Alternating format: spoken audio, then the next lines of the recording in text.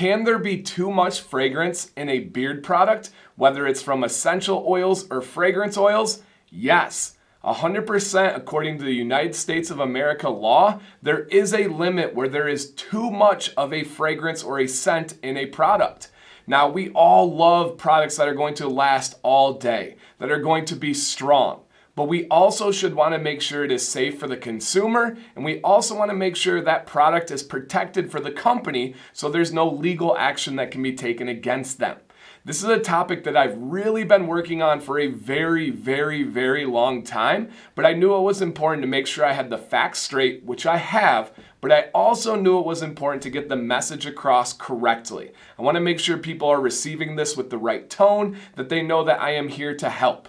My name is DanCBearded. My subscribers call me the trusted teacher for all things beard related, and this video is absolutely beard related, and I am hoping to help the companies and the consumers out here with this information.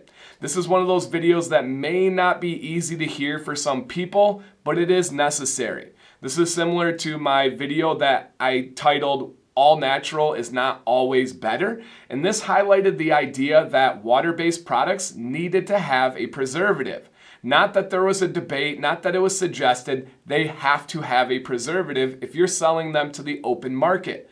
And that is a big deal, right? When that video went out, the feedback was kind of mixed. Some people reached back and were like, I didn't know this, thank you so much for educating. Some companies reached out and said, whoa, I guess I got some work to do, I really appreciate you, Dan, thank you. Other companies and through third parties and had people send in their messages kind of let me know that they didn't appreciate the video. They said I was trying to kill small batch, that these small batch companies didn't have the resources necessary to get this done, that they didn't have the knowledge or information to know this.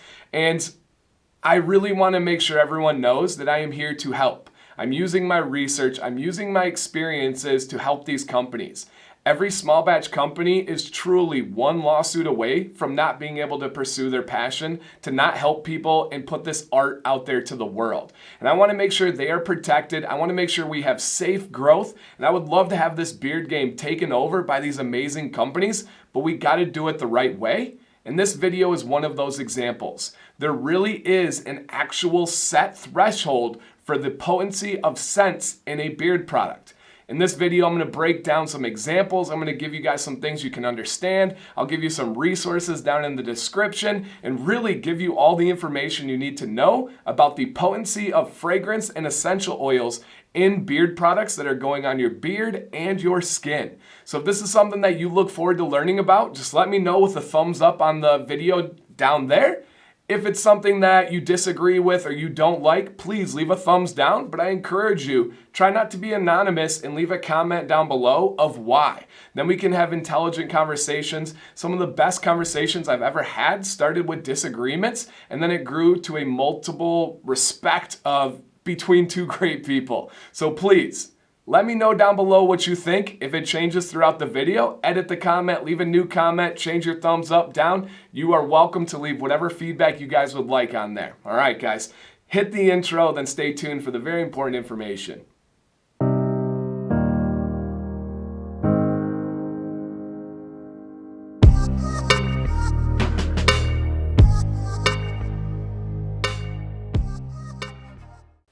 Every scent, whether it is essential or fragrance, has a published maximum potency level for the different categories or part of the body. Now stay with me here. This is where it gets a little bit complicated because you have two different variables that are shifting. You have the variable of each scent having a different percentage, but also being different for the different areas of the body. Now let's use an example, something like a peppermint essential oil. If you're using a peppermint essential oil, the amount that you can use in a product is different depending on where you're using it. If you're using it in a product to treat an opened wound, that percentage is going to be different than if you were using it in a body massage oil. That is going to be different if you were using it in a shampoo for head hair, which would be different if you were using it on a product for your face, and it would be different if you were using it in a product for your beard. Now, let's talk about with a beard. With a beard, if you're using that peppermint essential oil in a beard oil, that percentage is different for every individual scent. We cannot say that there is just a set percent for all scents with the beard. Something like peppermint is going to be at a lower percentage use than something like cedarwood. Now, it's important to know those percentages for each individual scent if you're a company. For a consumer, only if you're curious or something that you want to dive into. But those are very, very specific things. For this video, for information and digestion concerns to be able to understand it, we're going to talk in a generalization or averages. Now again, this is simply an average. If I need to go deeper with another video, I would be more than happy to do that. For average, a beard product like a beard oil should have between 1 and 1.5% potency with a fragrance oil. So what that means is if you have 100 parts, only 1 or 1.5 parts of that 100 should contain a fragrance or essential oil, aka the scent. And that is really important, and that is the law. Again, some of the variance would depend on those individual scents, but that's the average and a good rule of thumb to go by. So really, let's look at those generalizations, and we're going to kind of go from there. But the one thing that makes the beard game even more difficult is because that would be if you are just simply applying it to the beard. We have to think about the face and the skin around it. The more sensitive an area, the lower percentage of potency there should be. Right? Think about, have you ever shaven your cheek line or your neckline to get everything nice and lined up, and you put on a beard product and you had an intense reaction on your cheeks and neck, but you did not on your beard? Well, they have to consider that by law in the beard game. If there is a more sensitive area, you need to have a less potent product. Where there's more sensitivity, there is more risk for the company of someone having an adverse reaction. And an adverse reaction, if it's not documented well enough, is something that could be troublesome for a company that I'll explain further. But by rule of thumb, potency level in a beard product, 1 to 1.5%. And if companies need more resources, please reach out. I'd be more than happy to give you these. I'll put some down in the description below. Take a browse, take a peruse, and see what you think down there. Now, this is not going to be a perfect science, but I think it's going to be a really good example for everyone. Let's take a 1 ounce bottle of beard oil. There is, I believe, exactly 591.4 drops of beard oil in a 1 ounce bottle, right? If we're looking at it scientifically. But for the sake of math and keeping it simple for everyone, let's say there are about 600 drops of beard oil in a 1 ounce bottle. If we are taking that 1 to 1.5% average of potency, and again, depends on the individual scent, but we'll go with the average here. If you're looking at 600 drops, the potency level should only have 6 to 9 drops of fragrance in that bottle. If we were to take that dropper and put them out, on one side you would be putting about 594 drops of that carrier oil and 6 drops of the fragrance oil. It is a very small amount. If companies are pushing past that to have stronger and longer lasting scents, they are breaking the law and putting themselves and their company at risk. Now, I am only doing this to help companies and to really, really make sure they are protected. The beard industry has flown under the radar, which is a good thing, but it's not going to last for long. I promise that. In the bath and body handmade world, they are exploding with legislation right now that is attacking them and suing them, and companies are becoming the example that others are learning from of saying, whoo, I don't want to get sued like them. I want to make sure I'm doing the right thing. In the beard game, I do not want to see any of you become this example. So I'm hoping that you're going to take those safe routes and make sure you're documenting and making everything safe and sound according to the United States. We don't have to agree with the laws and the legislation and the regulations, but we do have to follow them if we want to remain safe. And I think that kind of gives a really good picture. Out of 600 drops, only 6 to 9 of them can be a fragrance. That's not a lot, but it is what is correct by law. Now, there are some misconceptions and misinformation out there about the governing bodies that may or may not be looking over the beard world. I've heard a lot of people tell me, oh, the FDA doesn't watch, this is too small. Well, that's only partially true. The FDA is the biggest umbrella that covers cosmetics, which we have in the beard game, but it is the IFRA that is the governing body that looks over the potency level of any chemical aroma, aka fragrance or essential oils. And one thing that is absolutely huge is each company needs to have a material safety data sheet. And that is just simply showing what they're putting in their products, how much of a fragrance, how much of an essential oil, synthetic oil, carrier oil. It breaks it all down. If there tragically ever was something negative to happen, that is the very first thing that they would ask for is that material safety data sheet. If that's not something you are aware of, it should be a simple addition to what you're doing. I'm assuming you have this stuff documented, but probably just in your own way. Right, as a teacher, I document my lesson plans in my own personal way, but when my principal wants to see them, I need to make sure I have them in the proper format for my principal.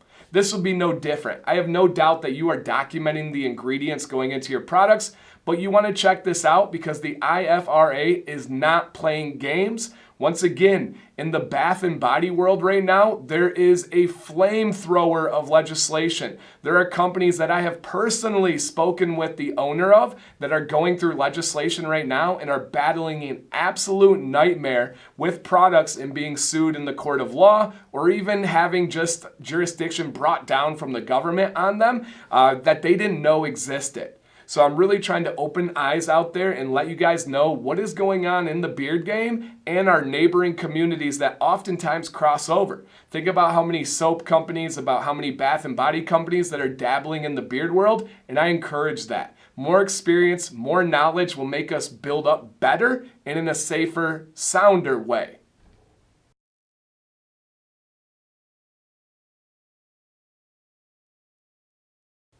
If someone has a negative reaction to a beard product and they decide to sue a beard company, that company wants to make sure they are following a GMP, good manufacturing process. That is really important in that lawsuit, and it's keeping track of everything that we've talked about in this video. Even if they have an LLC, a limited liability insurance policy or limited liability contract, it is not going to protect their business. All the LLC does, or the limited liability, is separates the company from their personal account. And I don't think anybody that loves this game and loves being a company would ever take relief in knowing, hey, they're only attacking my company. They're not going after my personal stuff. If you love this game, you should want to remain in the game. You should want to continue to give your art to the world. And if you do what you're supposed to, it will happen. I promise that. Lawsuits are never fun. I have a sister who is a very, very good lawyer, graduated from an Ivy League law school. I have been sued myself, but you're okay if everything is checked off the list and you're doing what you're supposed to. And I'm trying to protect these companies because I know everybody wants to sing Hakuna Matata. Everybody wants to think it's just one jolly old family and there's no rotten seeds in here or bad apples, but there is in every bunch, unfortunately. Take a look at this video right now. I know most of you are watching and you love learning about this game and you've left a thumbs up. But check the thumbs down. I can guarantee this one's going to get quite a few thumbs down and I'm okay with that.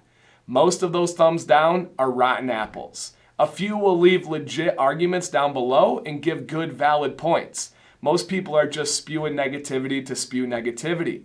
If you don't think that those types of people will come after a company, you're crazy. Companies, think about the emails you receive. I know so many of them are raving. They love your product. They are hooked. They're a lifetime buyer. But think about the emails you've received that say your product is absolutely garbage. I want a full refund. I don't want to have to pay for this. I don't like the scent. I don't like this. Most of the time, those are probably rotten apples. As a teacher, every year I have 150 new students and sets of families. Most of them are amazing. I don't hear from enough of them. But there's always a couple that are just at it from the wrong angle, and a lot of times it's just rotten. That's just how the game works. You gotta be sure that you are protecting yourself from those rotten apples and not just sit there and hope or pray that everything's gonna be amazing and everybody's gonna play by the rules and do it for the right reasons. It unfortunately just doesn't work that way. And I'm okay with highlighting these things to help you guys out. I can't tell you how many companies threw heat at me, had people send me negative messages from that preservatives video. Now 2-3 months later, the owner's reaching out to me. Hey Dan, just want to send you a quick note. I wasn't mad about that video. My conditioner now has preservatives in it in case anybody asks. It takes a little bit of time sometimes, and this may be one of those topics, but it is necessary, and I know that I'm doing it for the right reasons, and I know it's really going to help some people out, and it's going to educate the consumer, which is always my #1 goal. So I'm going to let that sit for about 2 seconds. We'll come back with a conclusion and final thoughts, and hopefully you guys will interact on this video. Final thoughts in conclusion, I'm going to leave you with an example that I think most of you will be able to relate to. In the beard game, the spiced scents are the biggest irritants. Those are the ones that have the most allergens or irritations to skin. For me personally, my skin reacts to cinnamon. Now, most of the beard products that I use that contain cinnamon as a scent, I do not have a reaction to it at all. But the ones that I do are the ones that have a stronger scent, aka more potency of that fragrance, which goes with this entire video. If there is a really strong scent product and it has cinnamon, my skin on my neck and my face and even under my beard turns bright red and there's a burning sensation. The stronger and more potent the scent, the longer the burning lasts. I've had a product that was very strong scented and had cinnamon in it, and I had that intense burning for 30 to 45 minutes. I got ready, went into work, and a teacher even commented about my skin being red. So that is what we want to make sure we're taking a look at. The stronger you are putting the scents, the more risk we have for a negative or adverse reaction. That's what we want to protect against, and that's what we want to be knowledgeable of. I know one of the most requested things in the beard game is stronger and longer lasting scents, and I hope for that too, but we need to do it the right way. And most of you know that I have never been a person that enjoys really strong scents, and maybe subconsciously it's the facts inside of me that I know is the danger that comes with them. So question to leave you guys with, what is your takeaway from this video? I don't want to know your preference on scents and all that because we're looking at the legality and the safety in this video here. As you sit back, as you replay it, as you process everything, what do you take away from this video? Leave me your summary and what's going to stand with you. I'm genuinely curious to see what you pulled out as an individual from this video. So thank you guys for watching. I think that this message will grow over time and people will start to accept it. I'm okay if people do not like this message right now. I know it's for the best and I know it will help. My name is DanCBearded. I will forever stay bearded and always I will stay positive.